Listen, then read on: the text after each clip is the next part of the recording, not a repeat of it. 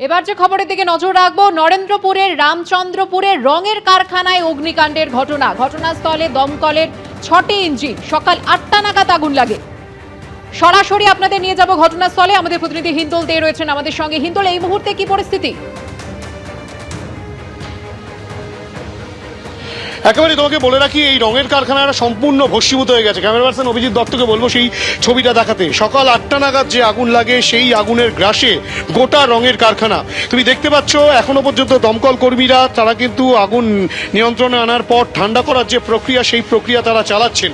এবং আগুনের ভয়াবহতা কতটা ছিল এই চিত্র থেকে কিন্তু স্পষ্ট হবে যে ইটের যে দেওয়াল রয়েছে, সেই ইটের দেওয়াল কিন্তু একেবারে ভেঙে গেছে, সেখানে ফাটল ধরেছে এবং ভেতরের যে স্ট্রাকচার, সেই স্ট্রাকচার কিন্তু দুমড়ে মুচড়ে পড়ে রয়েছে। আমরা নাজিরাবাদের ক্ষেত্রে যে চিত্র দেখেছিলাম, আগুনের ভয়াবহতা এতটা ছিল যে গোটা যে কারখানা, সেই কারখানা ভেঙে পড়েছিল।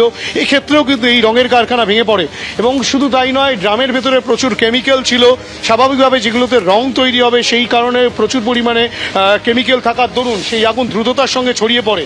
এবং যে বিষয়টা দেখা যাচ্ছে, স্থানীয় মানুষজন তারা কিন্তু দমকল আসার আগেই হাত লাগান আগুন নিয়ন্ত্রণে আনার জন্য। আপনি তো ছিলেন শুরু থেকে, কি পরিস্থিতি ছিল এবং কতটা ভয়াবহ? প্রচুর ভয়াবহ, সে দেখার মতন নয়। মানে আগুনের প্রেসার যা, মানে সামলানোটা প্রচুর মুশকিল। এটা কি রঙের কাজ? হ্যাঁ, রঙের কারখানা। আপনি কি এখানেই কাজ? হ্যাঁ, আমি এখানে স্টাফ। এই যে সময় আগুন লাগে আপনি কি ছিলেন? না, আমি ছিলাম না, অন্য একটা স্টাফ এসেছিল, সে বাইরে চলে গেছিল। তখন ভিতরে কেউ আটকা পড়ে নেই? কেউ ছিল না, সে আপনার সবে এসেছিল, তারপরে দুর্ঘটনা হওয়ার পরে সে দৌড়ে বাইরে এতটা বাড়লো কিভাবে? সেটা ফায়ার এক্সটিংগুইশার বা আগুন নেভানোর সব ছিল। এইদিকে দেখুন, সব একদম পুরো সেটিং করাই আছে। ওপরে ট্যাঙ্কি আছে, 2600 লিটারের ট্যাঙ্কিও লাগানো আছে। ওপারে একটা ছোট ট্যাঙ্কি, এখানে আন্ডারগ্রাউন্ডে জলের ট্যাঙ্কি সবই আছে। তাহলে আগুনটা নেভানো গেল না?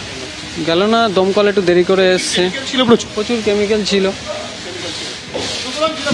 বলা হচ্ছে যে এখানে কিন্তু আগুন নেভানোর যে সেখানে কিন্তু আগুন নেভানোর যেসব যন্ত্রপাতি সমস্ত কিছুই রয়েছে এবং সেগুলো থাকা সত্ত্বেও কিন্তু এই আগুনকে নিয়ন্ত্রণে আনা যায়নি, কেননা প্রচুর পরিমাণে কেমিক্যাল এখানে মজুদ ছিল।